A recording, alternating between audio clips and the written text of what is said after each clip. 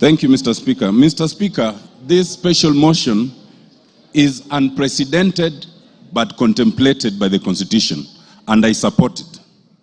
Let it be a lesson, Mr. Speaker, that be you ever so high, the Constitution is still above you. Mr. Speaker, some have told me and have told us that this is not our war.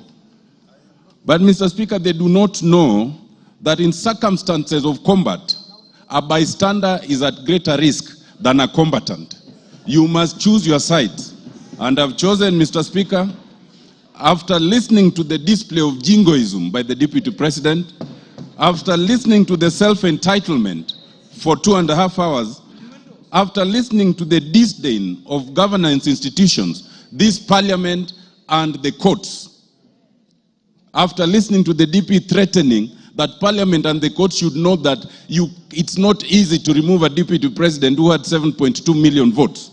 Mr. Speaker, after treating Kenyans as fools by trying to mislead on the intent and purpose of his utterances on the idea of government being a company, it was easy for me to make a decision to cast my lot with impeachment of the deputy president. Mr. Speaker, there can be much to say on the reasons. It is easy, for example, Mr. Speaker, to talk about the confessions of the Deputy President regarding 600 million that his son under 30 years was able to acquire. And he says, without tabling any evidence, that it was acquired from a bank.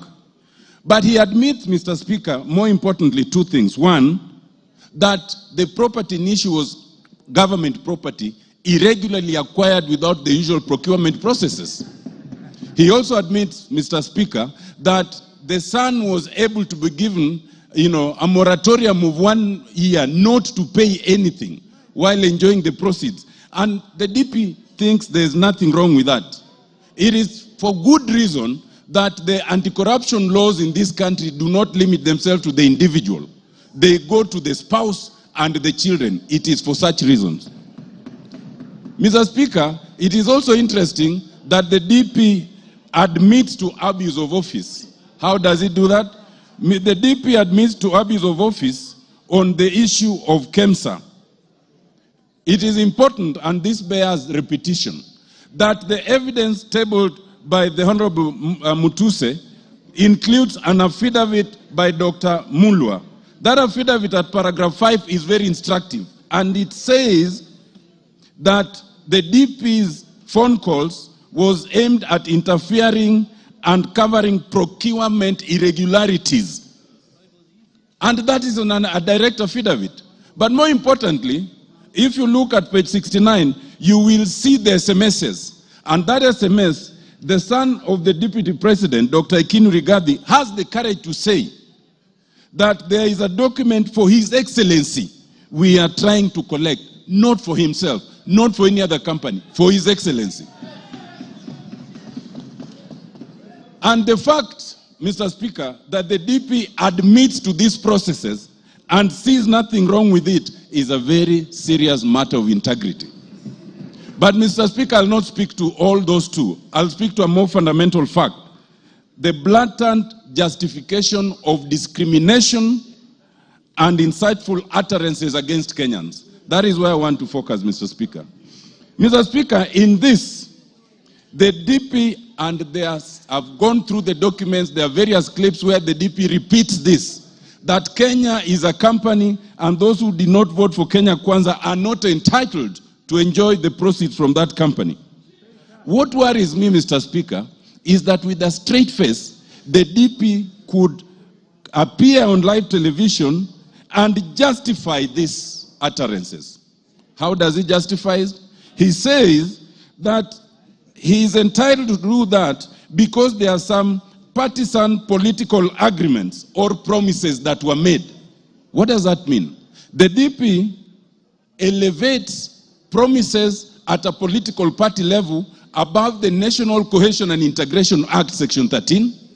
He elevates those promises at a political party level above the Constitution of Kenya. There are 15 different articles that speaks against this. The fact that the DP can think that he can justify such utterances and elevate these agreements above the law and the constitution is the clearest evidence that he must go because he has breached the constitution. It is important to note that Article 145, 1A and C do not say that if you are respecting a political promise, then you can breach the constitution. If that was to be the case, Article 24 would include that as a limitation. It does not include. If you want one reason, members, to impeach the deputy president is because he has admitted to breaching the constitution on account of a political promise. Mr. Speaker, Article 145 1B is another interesting one, and it speaks to serious reasons to believe that the DP has breached the constitution. You do not need the hard evidence. Members, remember, for conviction, that is for courts. We are not a court of law. Ours is to look at the evidence and see if there's a serious and reasons to believe. Those serious reasons speak to integrity. They speak to impropriety. And if you look at them and then find that there's some impropriety, then ground 7 will have been proved. Ground 7 talks of the issue of acquired property coming to 5.2 billion. What struck me, Mr. Speaker, is that the deputy president took 1.5 hours to explain why he's not corrupt. Of the 2.5 hours, 90 minutes was to explain why he is not corrupt. The very fact that you take 90 minutes to explain you are not corrupt is prima facie evidence of corruption.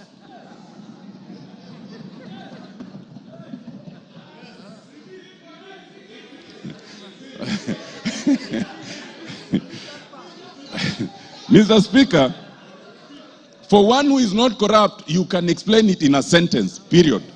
To take 90 minutes is in itself prima facie evidence that there's corruption. Mr. Speaker, on the KEMSA issue, other than their affidavit and their interference, the affidavit, the DP then admits interference. Whoever advised the DP to do that live interview could not have had his interest at heart, but has made our work much the easier. Because now there are self-incriminations, confessions, and admissions that we can work with. Mr. Speaker, it is clear from yesterday's presentation that the deputy president can no longer deputize the president. The role of any deputy under the constitution is to deputize. Mr. Speaker, I crave for just 2 more minutes.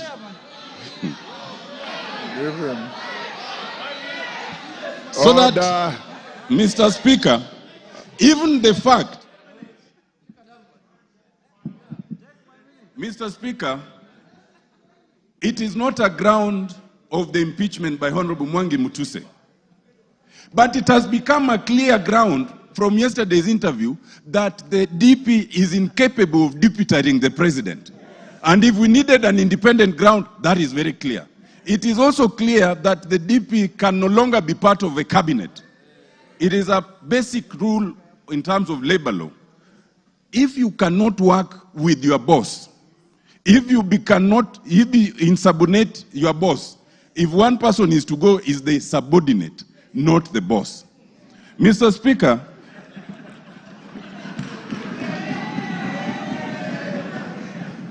Mr. Speaker, I want to just close by addressing one issue, and it bears address. Some Kenyans, Mr. Speaker, it is important to address this issue. Some Kenyans want us to divert attention from the impeachment that is before us. There's only one impeachment motion before us, and it's in respect of the deputy president. Now, some people have said, Kufa makanga, Kufa Ndereva. Now, let me explain to you.